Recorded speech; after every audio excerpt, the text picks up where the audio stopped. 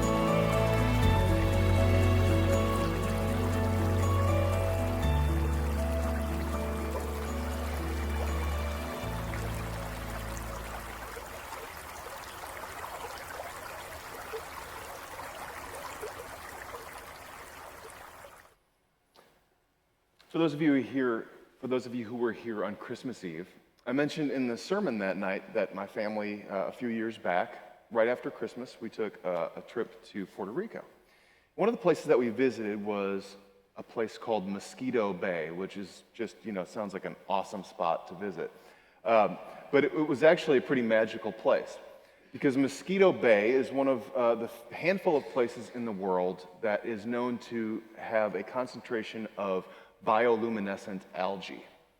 And it's the place that if you go there at night in the dark, particularly on a moonless night, and you dip your hand in the water or put an oar from a paddle in the water, you see the water glow where you made contact with the water because these dinoflagellates glow and light up with this electric impulse that is just really quite breathtaking to see. And so we got to do that. That's how we spent New Year's Eve that year on a moonless night paddling out in these glass-bottom kayaks looking at this.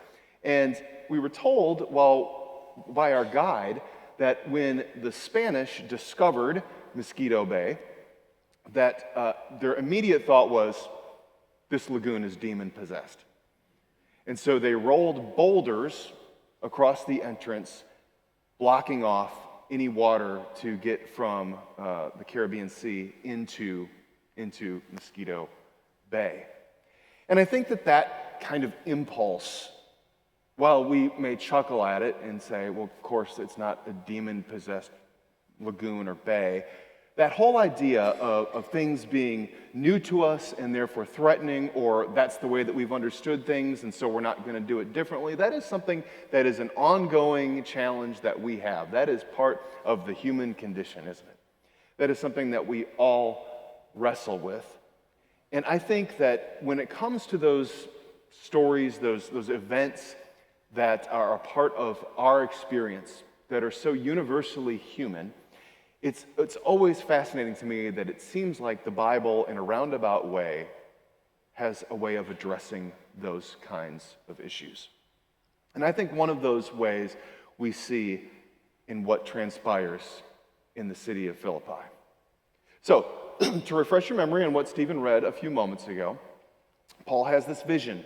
A man from Macedonia pleading, "Come and help us." Paul answers the call. He gets this group of he and the three other men now. We got Silas, we got Timothy, and we think that they picked up Luke also in Troas. They sail across the Aegean Sea. They get over to the coast of modern-day Greece, ancient Macedonia. They move into Neapolis and walk to Philippi. They get there, and they do the thing that has been the tradition of Jews ever since the Babylonian exile. During the Babylonian exile, the Jewish people who could no longer worship at the temple decided that they would need to build synagogues.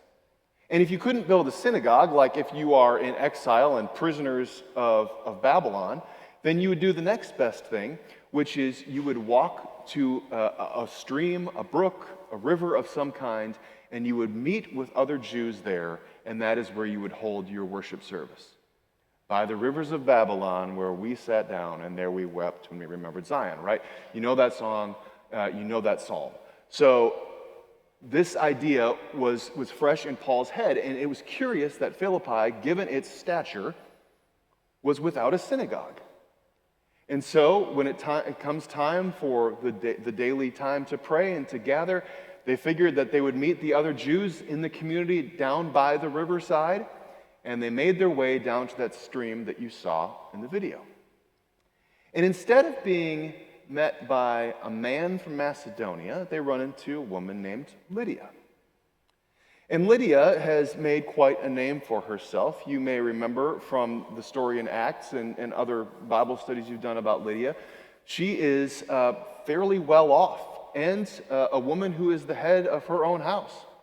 And she is fairly well-to-do because she is a dealer in purple fabrics.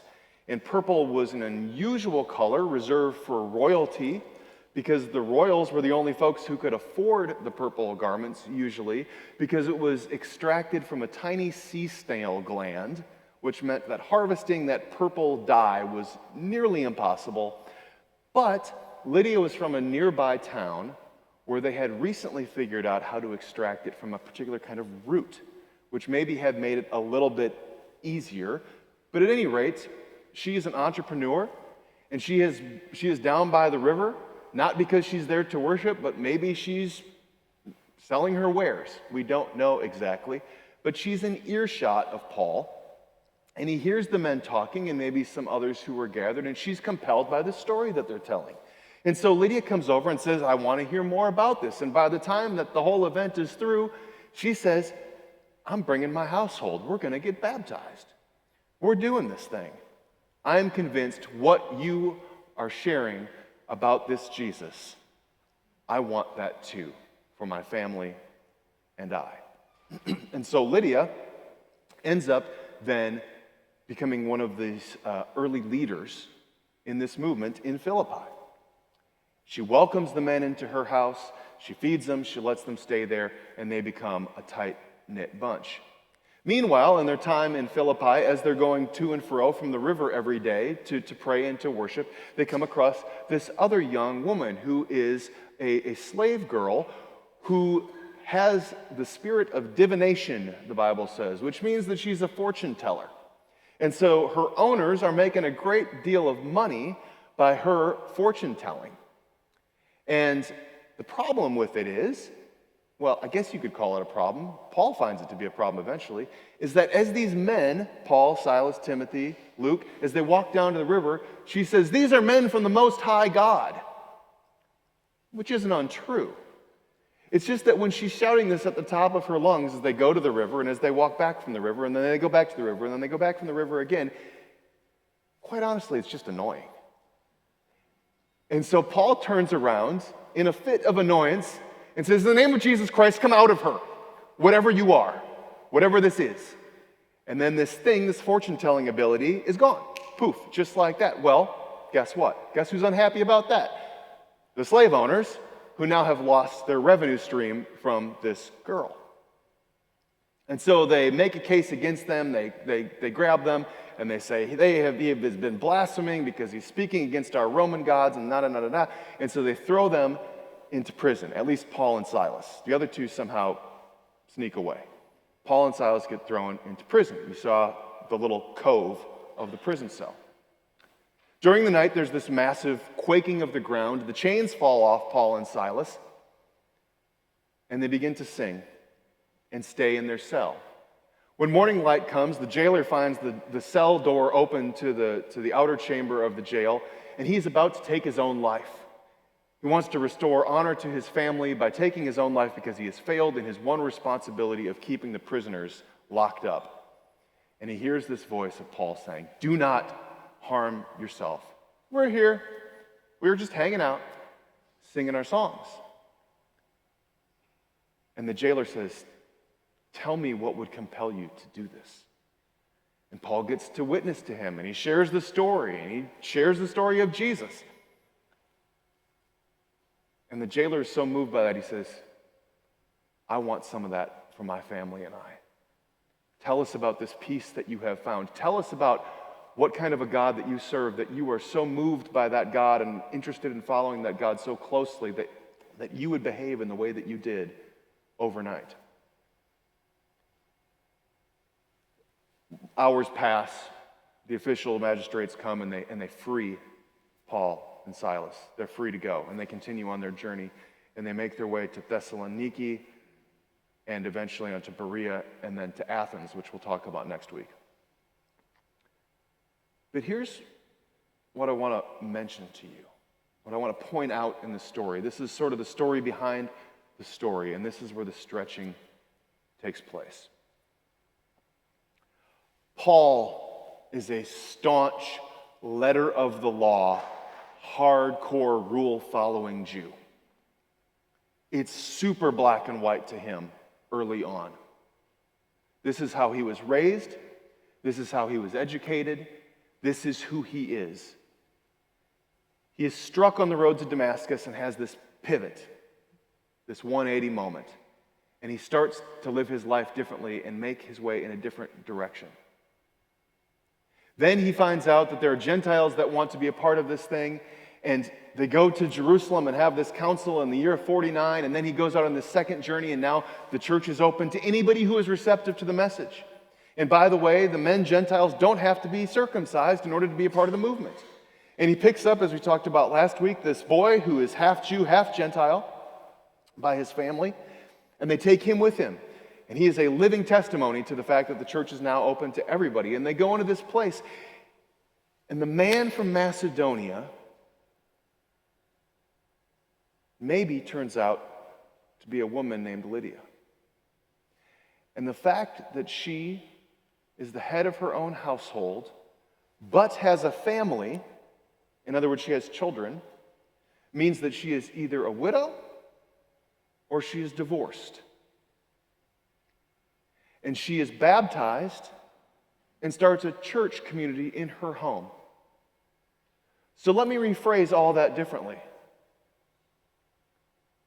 The first person baptized on European soil is a divorced or widowed woman who makes money on her own, who has dependent children, who she has baptized, and who becomes one of the great benefactors of the church, and who Paul calls his blessing and his joy in the second chapter of his letter to the Philippians, aka the people of Philippi. Paul and the way are being stretched at a breathtaking pace. There are traditions now that wouldn't allow for Lydia's to do what they did with Paul around the year 50. Just take that in for a second. We had a men's group on Friday morning, and we were talking about controversies in the church, and there's always controversies. And I mentioned that one of the great schism that happened between the Eastern Orthodox Church and the Church of the West, or what became the Roman Catholic Church, was the Filioque controversy, which was a controversy on whether or not the Spirit proceeds from the Father or not. And my straight-up sarcastic comment was, I have never lost a moment of sleep worrying about whether or not the Spirit proceeds from the Father or not. And his comment was, in 1,000 years, nobody will care about the things we're fighting about today in the church. And he's right. He's right. We stretch, we incorporate, we move past, we move on, right? And so that is part of what it means to be ever growing, ever maturing, ever evolving in our faith. And that's what I think is one of the lost messages of Philippi and Paul's ministry there. I mean, yes, it's interesting that they go to a new place, and now they've crossed the sea, and they're expanding the growth of the church, and people are receptive to the message, and that's great. And that's going to be the case just about everywhere that they go on their journeys. But what I think makes this one so unique is the people who heard the message and were first receptive to it. Lydia, a slave girl who proclaims these men are from God the Most High. Only people like Thomas, my Lord and my God, and Peter, when Jesus says, "Who do you say I am?" We know that you are the Son of God. Only the disciples have made claims like that, and now there's slave girls making that kind of comment? The movement is growing because the circle is expanding, the stretching is happening, more and more people are being incorporated into the movement, and people are receptive to this because this is good news. This is something that people are hungry for. And this, I think, is what compels Paul and his fellow traveling companions to say, you know what? It may be hard, but we're going to push on to the next place, and we're going to keep pushing on, and it's going to get harder, and it's going to get more dangerous, and shoot, it's going to get real bad. But it's a little bit easier to spend the night in jail, knowing that there are people outside the cell saying, these men are from God the Most High. Listen to what they say. It makes a difference when you have widowed or divorced women who are receptive to your message and say, I'm all in. Count me in your number. So the question, I guess, that I posed at the beginning of the service, and that I circle back to again now. In what ways is God stretching or attempting to stretch you now? I believe that is happening constantly because God does not put us in a position of stasis. It is about growth. It is about strengthening. It is about maturing. It is about stretching. So I hope that this question is on your heart.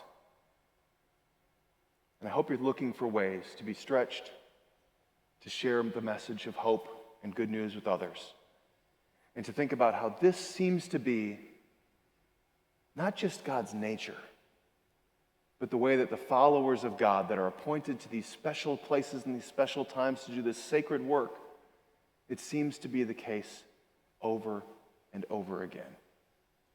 And when you look at the life of Jesus, he's always doing the same. How does that momentum continue to us in 2025? How is God inviting you and me, Grace, and the Church Universal to be stretched as well? Let us pray.